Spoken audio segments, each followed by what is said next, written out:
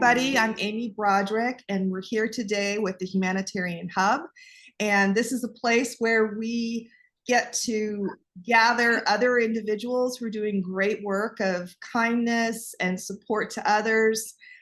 We are gathering people and we're learning as much as we can about projects that are going on that other people can benefit from. So I'm very excited today to have an opportunity to talk to one of our local heroes, as we call them, and she is Jennifer McCartney. She owns or founded KC Heroes. And Jennifer, say hi. Hi. Nice to talk to you today. Yeah, I'm looking forward to just diving in a little bit with all the things that you've been up to. You've definitely been a very busy person here in the Kansas City area. And you, why don't you just tell us a little bit about how maybe your early life, about how you were sort of molded and shaped into being the person that you are today doing this work? Oh, wow. Well, probably my upbringing, a lot of spirituality in my upbringing, a lot of doing good for others. My mom did that for a while. She would go into the women's prison, just to talk to them, just so that they could feel that somebody cared about them. So I would go with her. That probably started everything, How old were you when you were doing that? I was young, so it was probably like 5 or 6. Wow. Wow. So that do that. My mom was always active in church. My whole family was growing up.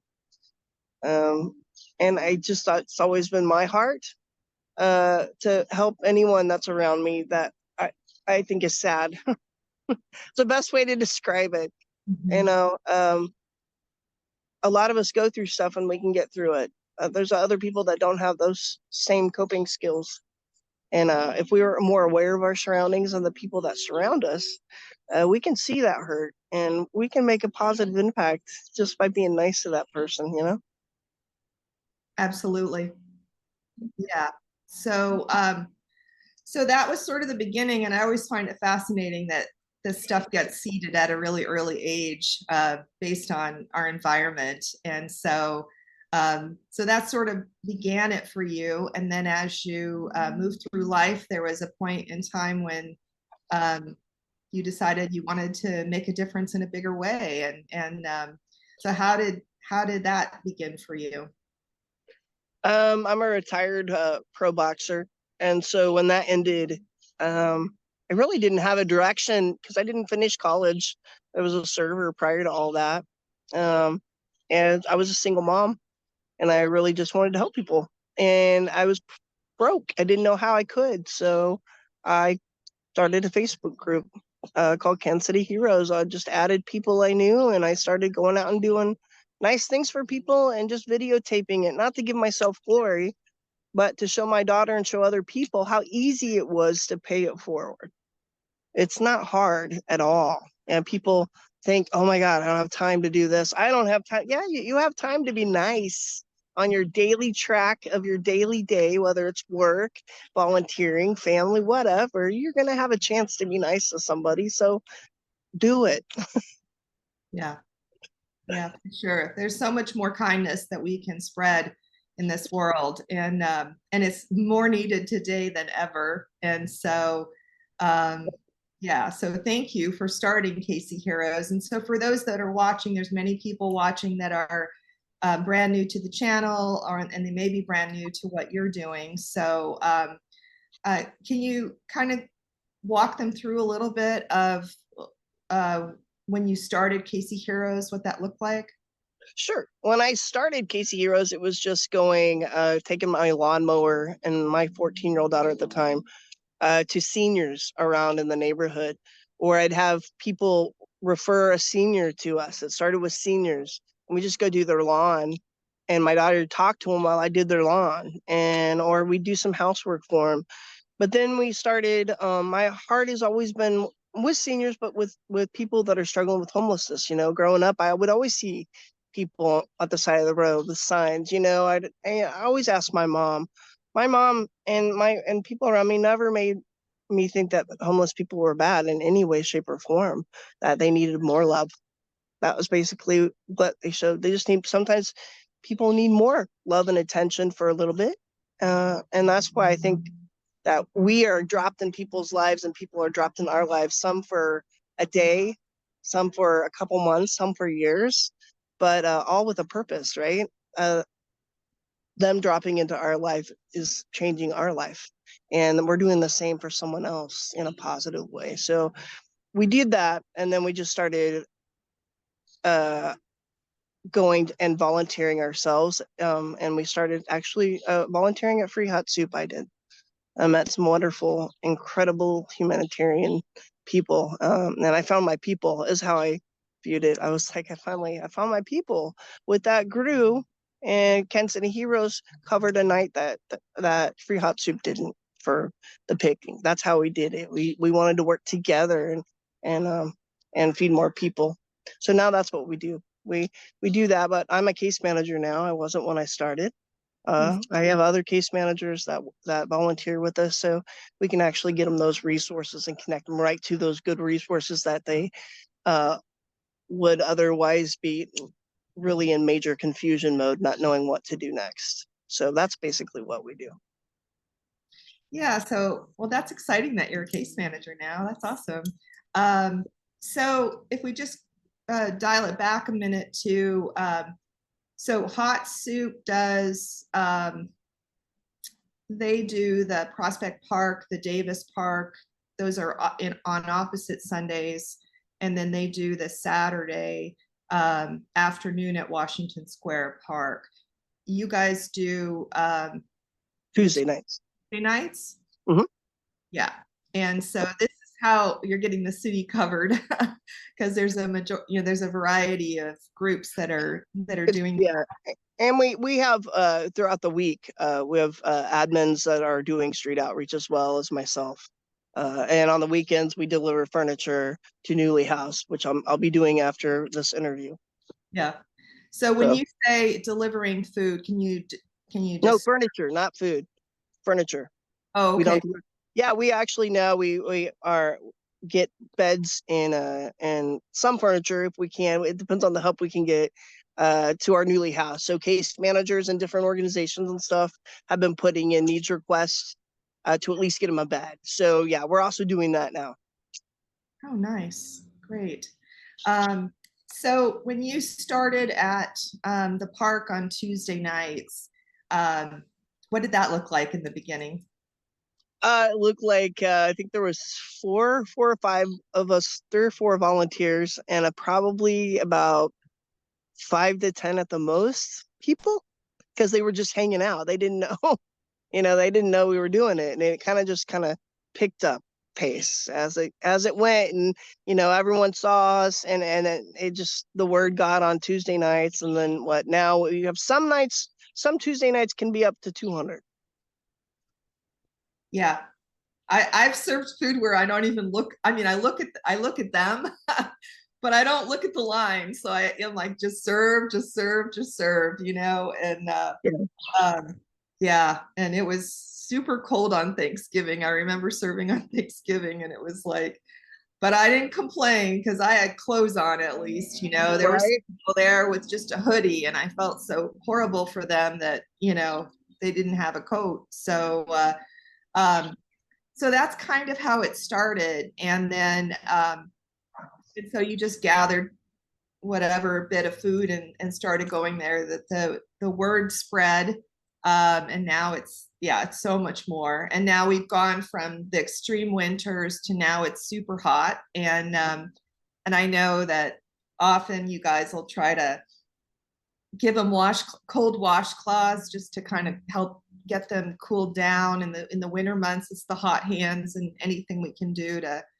gloves, warmer coats, all that kind of stuff, because we're in a climate here where we've got these different seasons. A lot of homeless moved to Arizona, and I was in Arizona for 12 years, and we had quite the problem there as far as just so many homeless, and then the summers are just wicked. I mean, it's over triple digits for 3 or 4 months. So literally, I would just keep water in my car to Yeah. hand to folks, or a blessing bag that I made up, because you know they just it's just as bad when it's super hot like that as it is when it's cold out. And so um, anyway, and I know you guys, hot soup doesn't really do anything with clothing and all of that much, but you guys have like, I mean, they do individually help people, but as far as at their picnics, but if I remember right, I think isn't there like batteries and clothing and all this different stuff that's out there available for them to pick up some items while they're We do getting. yeah, we have a supply administrator. Her name is Steffi May, and that's all she does all week long is collect. She runs our Amazon list too, so everything goes to her house. But yeah, everything what we could need, Steffi usually has a little bit of everything. So So like bug repellent and aspirin and batteries and yep, feminine products and all these other things that you don't think about that the homeless need. yep, And so they can kind of stop in and get some rations of some different things that will help them get through the week. yep, And then there's a big old um, blanket usually set up where there's clothing and people can grab a coat or jeans or something else they might require. yep. So those are things that probably you didn't start with, but got No, added maybe at a later date to help because you just knew there were needs, right? yeah. Um, and don't you do like tents and other things too? Yeah, we do whatever. I mean, we have an Amazon list that's just filled with, anything that they possibly could need. So we don't always have, though. I mean, we're not in stock all the time of any of that. It kind of hit or miss each week, what she's able to get and what she's not. Right. So you've been at this for a while now, right? This grassroots network started in what was it, 2018? Yeah, Yeah, 2015 actually. 2015. Okay. So yeah, 2015 is when it started. June of 2015. It's just we didn't become nonprofit until later. okay.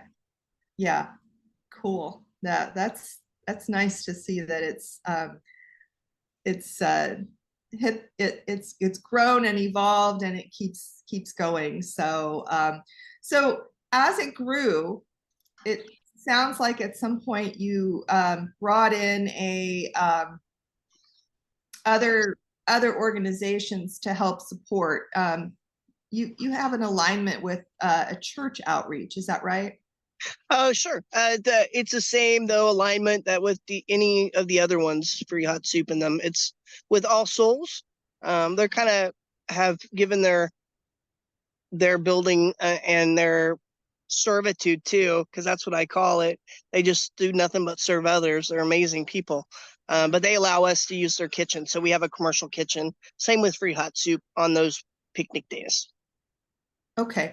So we didn't talk about that much when I did the interview with Rochelle. So I thought it might be an important area for us to talk because if someone is in an area and they want to start from scratch and they don't really have a big team, then perhaps working with a church that's willing to do this kind of thing would be really valuable. So can you talk a little more about how that got set up and what somebody might be able to do with that if they were in another area? Sure.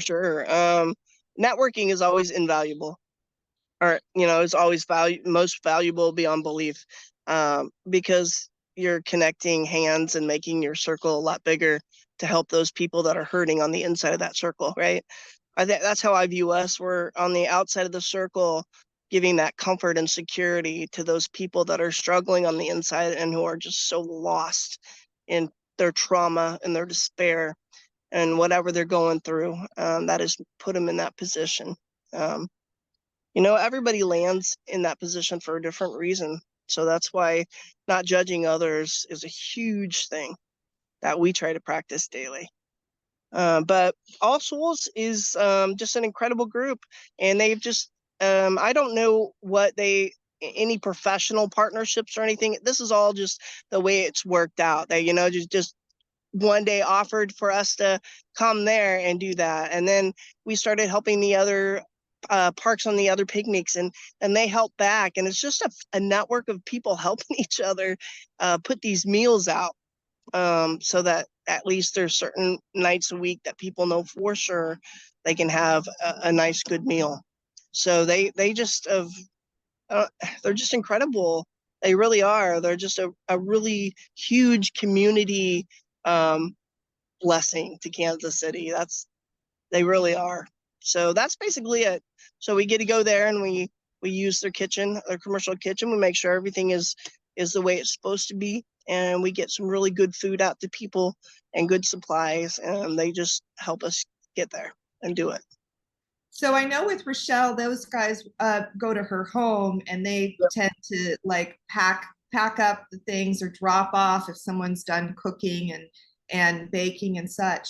But at All Souls, don't you guys actually prepare some of the food right there and do Yeah, like a sandwich line and some of the soup gets made there and the various things. So it can be a drop off spot, but it's also a place where people come together and actually make the food together before it actually goes out to the picnic. Is that right? It is not as much as used to be. We have a lot of restaurants now that do partner with us. A lot of restaurants on the plaza and stuff. A lot of catering businesses now. We have a whole messenger leads chat that has everybody from Free Hot Soup, from Kansas City Heroes, from any of the other smaller places that are doing picnics. And when we have big catering things come in, we post it, and whoever can get it gets it and shares it with their picnic. So we have a lot of things happening now as far as food access. That's really quite incredible. That is incredible, and I'd love to hear a little more about how those align. Those restaurants and everything started to align. How did that get set up? So if someone wanted to do that in another area, what would that look like? Sure. It was, it's just people referring people to us. That's really how it started, with a catering company on the plaza. There was one of our volunteers that had set that up, and that's it. They would message this volunteer and say, "Hey, we have this at this address to pick up. Do you have anybody?" And it would be a mixture of, like I said, all the whoever's on this chat, which is Free Hot Soup, Kansas City Heroes, all the different areas, and we just share. We share basically those big ones. But yeah, so now we actually have some people that sponsor us. So we have a Church of Latter-day Saints of Lee Summit sponsors one of the Tuesday nights a month. They've been doing that for 2.5 years now. So they bring out a bunch of the their young teens and stuff that come out to volunteer, but they make all the food. So we just show up and be supportive to them. Oh, that's nice. And then those kids are getting the experience of giving back. So that's a really nice thing. And yeah, so this is a creative way for someone in a new area to say, hey, I have this vision and how can I gather people and do this? And so as far as a catering company, this is like whatever's left over from an event, a corporate event or private event that can then be gifted and paid forward. And then is that in restaurants, is it just if there's extra food at the end of a night or whatever that they know is going to go to waste if it doesn't get out there? Is that kind of what's going on? Well, most of the time, but every now and then we get really blessed.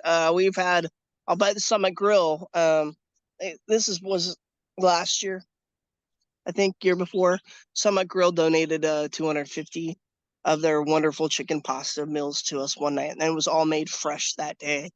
They did that a couple times, so that's rare, but that would be nice to get every now and then, just a treat to these people that don't get a chance to go into a nice place, sit down, and not get people staring at them. Yeah, for sure. And then it seems like there's a lot of bread donations. Bread donations? Bread Bread? donations. What do you Yeah. mean? like restaurants or Panera or different places that actually Oh, donate bread donations. their bread. I thought you said red donations. So You're like, huh? yes, we did. Yeah, we're never at a loss for bread. I will say that. Yeah. So, Yeah. so that's, so those are some things. So any other ideas for people that like what might be a good way to get people donating some of the produce or the various things? I know like Whole Foods does stuff with Casey Nourish. At least they used to. I don't know if they still do. And but there's different those are like national chains that might participate in a program locally. Anything else that you can think of like that? Well, yeah, actually, the one of our admins, I'll throw her out there, Melanie Mullins, is wonderful, and she got us a scholarship, I think 2 years in a row, with the Latter-day Saints and their corporation. Latter-day Saints, they have actually a huge food warehouse out in North Kansas City, and they give you grants. So every year we've gotten $5,000 of food grant. So 5,000 of worth of food can go a long ways. It's Oh yeah. amazing. So Oh just so you yeah. know, there's one thing that we didn't expect, and they do that every year. So now we apply for that. So that's kind of cool. I like the food grants. We don't care about money. If we could do all this and not have to handle any money, that would be yes. But unfortunately, we have to have a little bit. Oh, for sure. Well, you might, I know you are a nonprofit, and you might benefit from the interview I last did, which was with the Giving Circles. If you haven't worked with the 100 Women Who Care organization locally, once every quarter, I think it's August, will be the next one. You can show up as a guest, and for $100 commitment to the night, to whatever's going on, you have an opportunity to pitch your company to this group of women, and they all donate $100 a night. And one charity walks out the door that night with over $10,000 in their pocket. And so their only stipulation is the $100 donation, and also the nonprofit certification or whatever. So anyway, it's on the Humanitarian Hub. So check that out, because Jessica was a recipient recently, and it's a powerful hour that happens once a quarter, and it really does help a lot of smaller groups that maybe wouldn't get funding any other way. And as you said, $12,000 could go a really long ways. So think about that come August. I'll try to remind you. But anyway, yeah, so that's good to hear, because I know and I know here there's quite a network. So like if a Turning Point gets a very large donation and they don't need everything, then they put a shout out to the other groups. So you guys just create like a thread, right? A chat thread where you can all stay in touch on these things, so that they go to where they're most needed at that time. And so nothing gets wasted, and everything is there to support the people. That's awesome. That's awesome. Yeah. So yeah, those alliances sound really good as far as how they've been set up with other churches or charities and stuff like that. And then you have a crew that's just mobilized. You have kind of like a captain or something every week, right? That is in charge. We have a team lead. Her name is Sammy Hughes. She takes care of she's our picnic team lead. And that's the individual who makes sure that all the tables show up, and the food in the Cambros, or whatever you've got that day, so that you're ready to do a bigger serve, so to speak.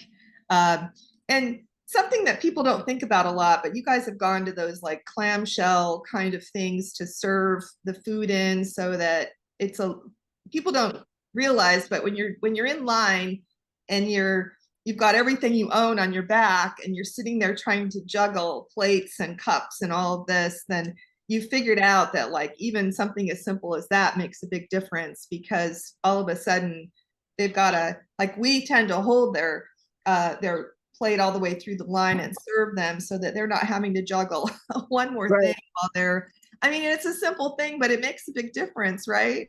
It does. It does.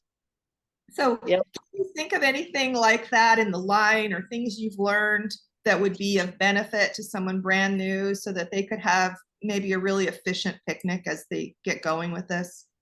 We have line aids.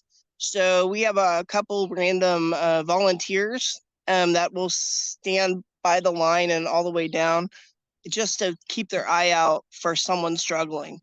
And so if they do, then they take their play, ask them, would you like me to assist you through the line? So we'll have like 3 or 4 people just assisting other people through the line. We found that just helps. So that's their whole job there. Their whole volunteer job is just to stand there and look for somebody that needs help and then to assist them. Yeah, that's I've seen that in action, and it's really nice just to see people caring for them. And because sometimes sometimes they're, you know, they have a cane, or they're on their Mhm. bike, and or they're tooling around with the cart and they've just got stuff. So it's like, yeah, anything. And there are, and I know Casey Heroes does more with animals and our house community. So you want to speak to that a little bit too? Sure, as my or as a lab is back there crying because she's I won't let her out here because she won't leave me alone if she's out here. Anyways, yeah, we have a pet outreach. We have Reina Nutrition is a wonderful new pet food company, organic pet food company here in Kansas City. They're huge. They have wonderful food. I mean, this is the good stuff that most of us have to pay a lot for.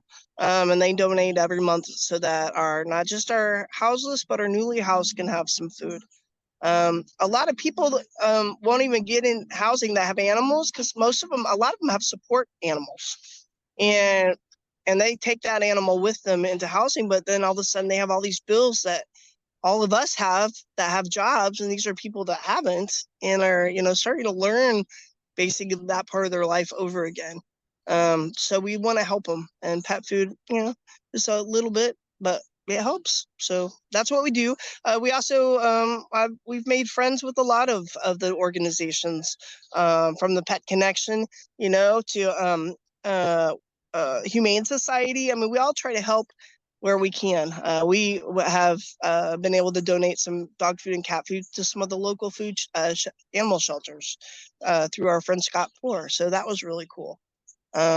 Just to be able to help and to expand and to give to other groups, when we have a little extra, like they have to us. Free Hot Soup does that with us all the time as well. I want to throw that in there. I know when they have extra anything, they always put it out there for everybody. So real appreciative with that. But yeah, that's it. So if we have an injured animal, or we go to a camp and a dog needs something, we'll just post it. And we have a lot of those pet people that are our members that are just waiting for that post, and then they'll let us know how they can help. Yeah, I've seen that. That's great. And so occasionally even needing foster support, right, with animals. Yeah, because I mean, think about it, especially in the cold months. Like that's another new thing you can think of. That's another thing now you can hear the downtown, the sirens. You can't tell because of my woods that I'm downtown, but I am. But anyways, when it's bad weather, or when we're trying to get somebody housed, they have to go transitional living or a shelter. They can't take their animals. So we need, foster. That would be so awesome. There's so many people that choose to stay on the street because they don't want to leave their dog. They can't, it's their family member. And unless you have a heart for animals, you don't feel what I'm feeling here. But yeah, we want to see them transition to housing, but with their animals. And sometimes we need fosters just for a short period. So that's something hopefully in the future. Yeah. Are you familiar with there is a group in Blue Springs that does a lot of work with animals. I think it's possibilities or properties. Prosperities, prosperity, because that's up here too. Yeah, That's the I think opening. that's them. It was founded by a young boy, and I'm planning to talk Oh, to them soon too. I'll get you the info, but they do a lot of really cool stuff with animals and fostering and things. So they may be a connection you want to have in your back pocket. yeah. Um, Thanks.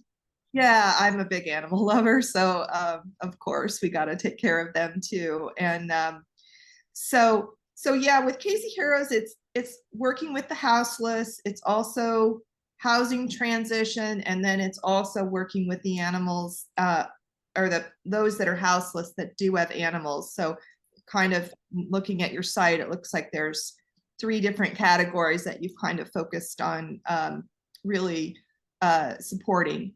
Yep. Um, so I'm just curious, you've been at this for a long time, Jennifer. Do you have some success stories that you want to share about people that you've really made a difference in their lives? Sure. I mean, yeah. One in particular, and only the old school volunteers will know the name when I throw it out there. But Roscoe, uh, was somebody at when we were at Davis Park years and years ago when they just started. That was chronically homeless. Anyways, one day, a couple years after we'd been serving him, he came to some of our admins at the time and just said, "I just want to go home." And his home was, God, I can't even remember now. If it's Alabama, somewhere around there. And so we all chipped in and got him a ticket out there. And it was the best decision he ever made. He, went in with moved in with his sister. His family's been supportive. He got a job. He's been successful. And every month, almost every 1 or 2 months, he will message me. Miss Jennifer is what he calls me. "Hey, Miss Jennifer, it's Roscoe. I just wanted to say hi." And I'd see how he's doing. "How you doing? You still doing good?" "Oh yeah, I'm doing real good." And he'll send me a picture, a selfie, and he's looking good right there in his sister's house. But anyways, that's nice because I still hear from him. This is years and years and years. I just Yeah, heard from him the other day, and that means a lot to me. That means a lot. We don't hear those, just so you know. We don't hear those stories very often, and we don't hear a lot of thank yous, but we don't do it for that. We know that these a lot of the people we run into have just had horrible trauma in their life, just horrible trauma, and it's hard to accept love. It's hard to accept people's kindness and stuff, and so that's what you get a lot of times when you get that gruffness or even anger back from those people. It's not you. That's just they not sure how to take that kindness. It's pretty wild, huh? for sure. And there is just, I mean, once you're serving there and you're looking these people in the eyes, you see their humanity. You see more than even what you'd see just walking down a street some days when you see, like on any given day, I walk all over the city and see homeless, on the sidewalk and at the parks, crashed and just all kinds of things. And so, but can you speak to that a little bit? Because you've been doing this and you've got this big heart and you've been so willing to, as you say, um, be blessed by blessing others. So can you speak to that piece for a lot of these people that maybe this is a new area for them to actually contribute and support? Sure. I mean, our mission has always been to pay it forward. And so that's what Be Blessed by Blessing Others. That's our hashtag is from. And so, yeah, I tell you what, the first couple of years I did Heroes, it had a negative effect at first. I actually drank a lot. I had an issue. And it was because of the heartache. I'd come home and I couldn't sleep. I'd go days without sleeping, and it started with just I'd have a drink here and there to go to sleep, and so I had to make that change. That's again several years ago, but now I'm learning from those hurts. So I'm listening more intently when those people are talking to me. I'm not trying to evade it because I don't like the way it makes me feel. I had to get over that way it makes me feel because it wasn't about me. It never is. It's about the people that you're trying to help, right? So we can't let that the way it makes us feel when people say don't shame people. We're not shaming. Nobody's shaming anybody. You don't ever have to feel shame. Just be kind. That's it. Go out there and do something nice for somebody. It doesn't have to be what we're doing, but it does change your life because it makes you have to come outside of your own head and your own issues and your own problems and be a support figure for someone else that's in that same place that you were about this other issue back here. It just helps you. I think it's helped me. It's helped me grow and learn a lot, not just about others, but about myself, about my humanitarianism. You know, have I done enough? Can I do more? I want that to always be in my verbiage every day. I think it should be in everybody's verbiage every day. Have I done enough? Can I do more? But say with a smile, not like a burden, you know. Can I do more? Mm-hmm. And tell me what you've seen in the faces of the unhoused that come to the picnics. I mean, for people to get kind of the scope of who you're serving. You know, are they families? Are they women? Are they men? Are they working? You know, are they in school? There's just a lot of different types of people that show up. All of that and more. Yeah, there's children, there's families, cancer patients. We have quite a few, actually, more than on one hand, of people that are in active chemotherapy that are at our picnics that have to go and crawl under a bridge or, you know, find some place while they're sick. You know, that is shameful as a city. I'm sorry, I'd throw that in there, but that to me angers me more than anything. That's shameful. That's Yes. all there is to that. But anyways, grandmas, grandpas, moms, dads, sisters, brothers. We see people. I'll never forget this. And this was probably 6 or 7 years ago, and I was actually no, it's probably 7, 8 years ago. I was with Rochelle's group, Free Hot Soup, and we were out at one of our stops on a Sunday, and it was freezing. It was just icy cold, and I hear Miss Jen, and they sob, and I look over, and about a city block down, I see one of our guys that is just trying to walk, but he can't, and he's struggling to walk. He's got probably the beginnings of frostbite on his feet. He didn't have a coat. We all just ran to him. He was sobbing. This man was sobbing with icicles forming. He was so cold he couldn't walk. His feet were so numb, and we just grabbed him and we picked him up and we carried him over and we set him down with everybody else, and we all just gathered around him to cut from the wind, and everyone worked together, got his shoes and his socks off, got warm socks back on. We had people rubbing his feet, you know. We were just, but that gets you. Yeah. Because it's shameful. We are better than that in Kansas City. You know, but then, you know, 2 years later, you know, we go out to camps, and I have one of our friends call up to us to come up to the tent. He goes, "Let me see your hand, Miss Jen." And I put my hand out, and he puts something in it. It looks like a brown piece of wood. I was like, "What is that?" He said, "That's my toe. It fell off last night." And he had already lost a lot of his other foot at that time from frostbite. This is a different guy. So people that I know, Alina's, you know, found I've never found a dead body. Alina has in the tents from the elements. We definitely have many friends that have died needless deaths because it was from the elements. It's because they were outside, had no way of protecting themselves. So that's what we are, the strong that stand for the people that are weak. And no matter how weak we get, our strength is coming from each other. So that's why it's so important that we build this community of volunteers and work together. Very important for our mental health as well as the people we help. Yeah. Well, we're definitely going to put in the notes here today your website and how people can volunteer their time if they're local, if they're out of the area and they would like to donate as well, they can do that. Um, tell me, tell me how this has changed you over the years.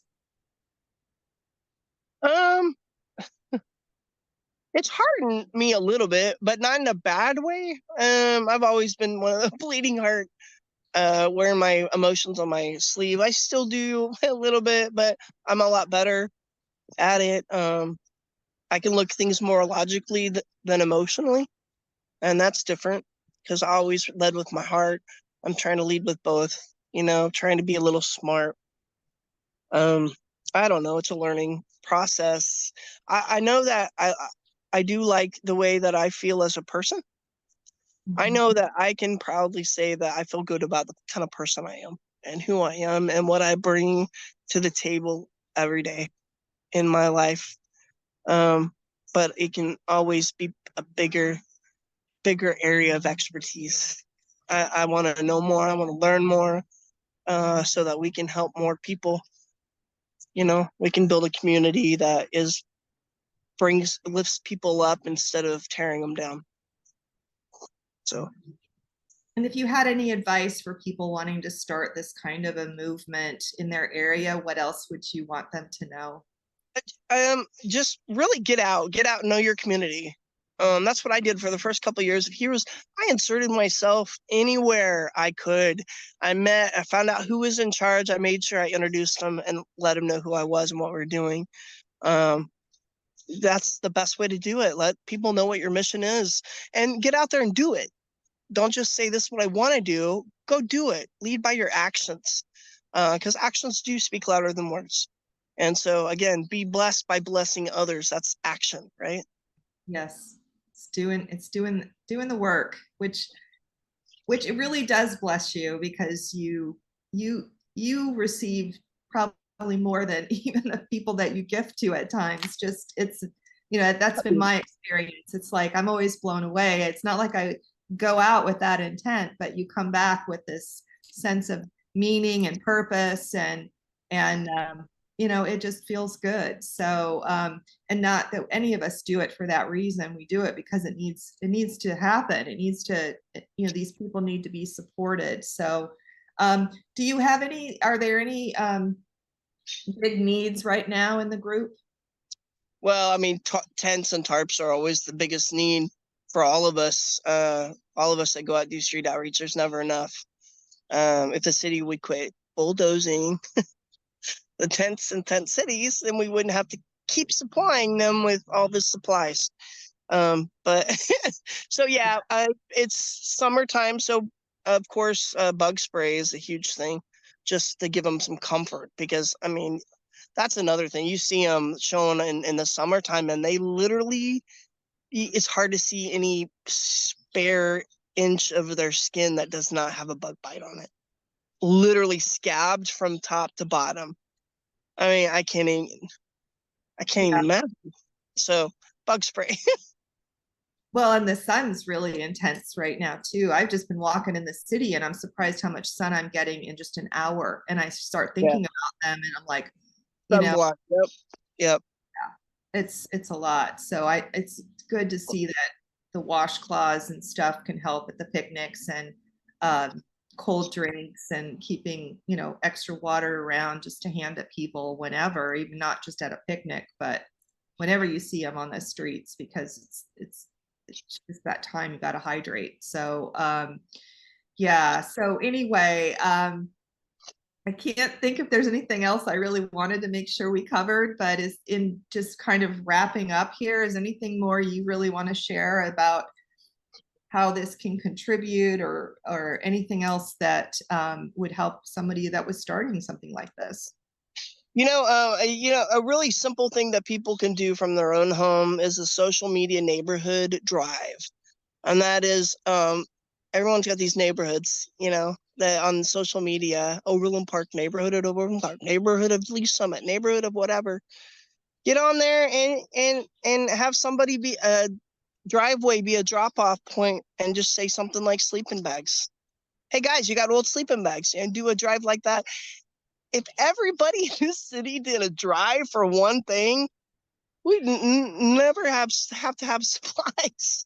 I mean, but that's all it takes is get on your social media, tell your friends, look in your closet, look in your attic, your garage. Do you have camping gear that you no longer use? Guess what? We'll take it. Something like that. Blankets. Do a blanket drive in your neighborhood. I mean, doesn't have to be big, but it's easy and it's free. Doesn't cost anything. That's right. And it usually declutters somebody's home. So, but with that too, I've really gotten away from donating to like a big charity. Instead, I like try to find a way to get it right to the people. And a lot of people don't realize that, but if they are more direct in their donation, to someone like, like even here in my building, sometimes somebody moves out and they just leave all the furniture and they go, I need it gone in a day. And so I was just asking Rochelle the other day, like, who could I contact when that happens? Because they usually want it gone really quickly. But it could be really nice stuff that they've only had for 6 months and they just don't want to move it. And so they're asking for someone to just take it away. And so it's stuff like that, if you just kind of keep your eyes and ears open, but also to note that if you've got things, rather than sending them over to some big charity drop off, give it to us and we can get it to people that can use it immediately on the streets. And to me, that would be more useful. So, but you can, if you're local, you can come and show up at the picnics. You can bring food.